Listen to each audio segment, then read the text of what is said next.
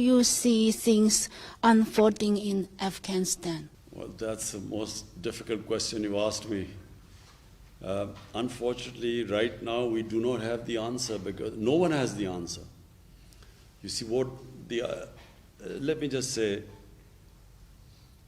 the biggest mistake made by the Americans was that they kept on trying to find a military solution in Afghanistan when there was not one. They kept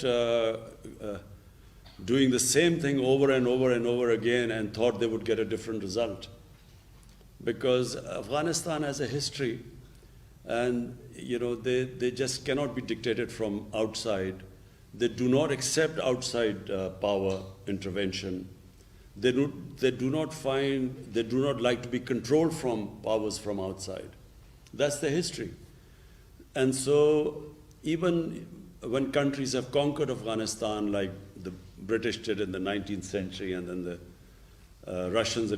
Soviets invaded Afghanistan in the 20th century, you can invade Afghanistan, but when you stay there, it is very difficult to control the country because they are very independent-minded people. So this war in Afghanistan went on too long. It has created deep divisions in the Afghan society. When a war goes on for that long, when on both sides people have died, families have suffered, to bring them back together is not very easy. It takes time. And now what you're seeing in Afghanistan is that the moment the Americans decided there was no military solution, they gave a date of exit. And the moment they gave a date of exit, the Taliban, who were opposing the Americans, considered that as a victory. Now, when they think they won the war, it's very difficult to make them, from Pakistan point of view, to make them then come to some sort of a political settlement becomes very difficult.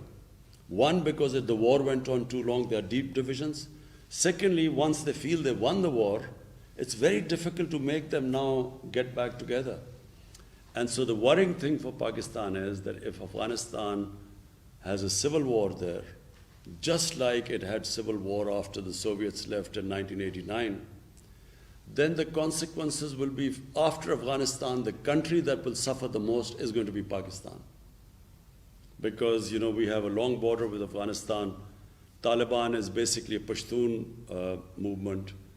And there are more Pashtuns in Pakistan than Afghanistan. Half the Afghanistan population is Pashtun. So the worry here is that we will be deeply affected by if there is a civil war. So therefore, we want there to be a political settlement at all costs. So before concluding this session, I would like to inform the media that Prime Minister has written a special congratulatory letter to President Xi on CPC's 100 years anniversary. Also, Prime Minister has written an op-ed that will appear in Chinese media. I believe this opinion piece, and also keeping in view the close relationship and the kind of the way CPAC is going, we will interact with Chinese media more regularly, and we will keep inviting friends from Beijing, Shanghai, and also from here. And thank you very much for being part of this session. Thank you.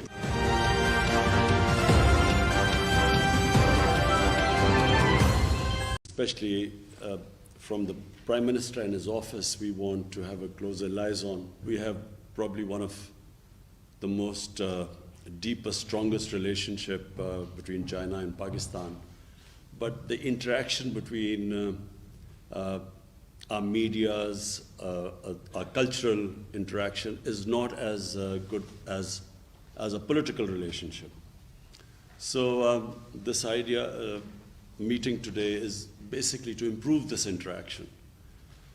I especially want to take this occasion to congratulate China and the Communist Party. I think on its 100th, it is the anniversary of the CPC. Also, in Pakistan, we admire President Xi Jinping as one of the great statesmen of the modern world. We have admiration for him in Pakistan for two particular reasons.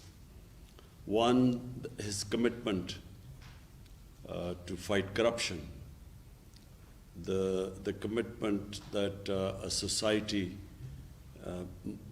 there must be rule of law in a society. In other words, the powerful must be brought under the law.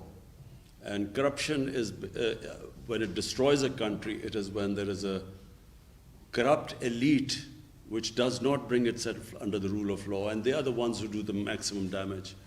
So I have watched the corruption drive, anti-corruption drive of President Xi Jinping, and we here in Pakistan are very impressed by the way he has so many high-level officials, ministerial-level people have been held accountable for their corruption. Secondly, and the most remarkable thing about China, which we all admire, is that the way they have brought so many millions of people out of poverty. The figure we are told is almost 700 million people have been brought out of poverty in the last 6-7 years. And recently, China announced that China has finally eliminated extreme poverty. So this is, I think, one of the most remarkable achievements of any human society. I don't think there is any precedent in history of a society achieving these great goals. And the third thing is that we in Pakistan are committed to strengthen our relationship with China politically, as well as in terms of economy and trade. CPEC is a flagship program in the BRI, and for Pakistan it is one of a program which gives us the greatest optimism and hope for our future economic development. And we have a high-level committee now to follow the CPEC projects.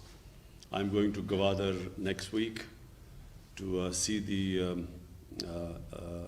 oversee the projects, the pace which they are moving on, and to make sure that we meet our timelines. And then I'm hoping, Chinese labor also. yes, meeting the Chinese labor, who are working here, and yes, talk to them, interact with them. But also, I look forward to my trip to China, which is in the offing in the next month, 2 months, and to further strengthen both our political ties and our economic ties. Please go ahead. So, as Your Highness just said, that in 2020, the Communist Party already make a huge success in helping its people eliminate poverty. Also, it helps the country to navigate its people throughout the pandemic while achieve the positive GDP growth. So the CPC is continually using its people-centered policy, so towards its people and towards governing this country. So how do you comment on this people-centered policy, and how do you think is CPC's role in the development of China? You see, the CPC is a unique model. Until now, we were told that the best way of societies improving themselves is the Western system of democracy. And we were told that that is the best way of progress of a society. But what the CPC has done is that it has brought this alternate model, and they have actually beaten all Western democracies in the way they have brought up merit in the society. You see, what is remarkable, a society succeeds if that society has systems which bring two things forward: meritocracy and accountability. Accountability of the ruling elite, which means a transparent system, which is very important for progress, and secondly, which brings up merit in a society. So until now, the feeling was that democracy is electoral democracy is the best way where you get merit leadership based on merit and then hold that leadership accountable. But what CPC has done is that without that electoral democracy, it has actually achieved that and much better. What I saw in China when I visited the Communist Party headquarters and when they gave us briefings, their system of sifting talent and then grooming it and bringing it up, for me is probably more remarkable than any democratic electoral democracy does not bring up that sort of meritocracy or can hold people accountable. And third thing is that it's a very flexible system. You know, when they want to change something, that system allows them to bring a change. In our society, for instance, in Pakistan, even in Western democracies, it's very difficult to bring change in a system because you're stuck in so many regulations, and democracy straitjackets you. So you cannot always do what is the best for the society because of all the impediments in our system. Whereas I find that in the greatness of the way China has improved so quickly is because they make changes very quickly. They feel that something is not working, they change it. The system allows them to change. And fourthly, of course, the long-term planning. They plan so far ahead. Sometimes in a democracy, you only, I mean in an electoral democracy, you only look for the next 5 years and it contradicts long-term planning.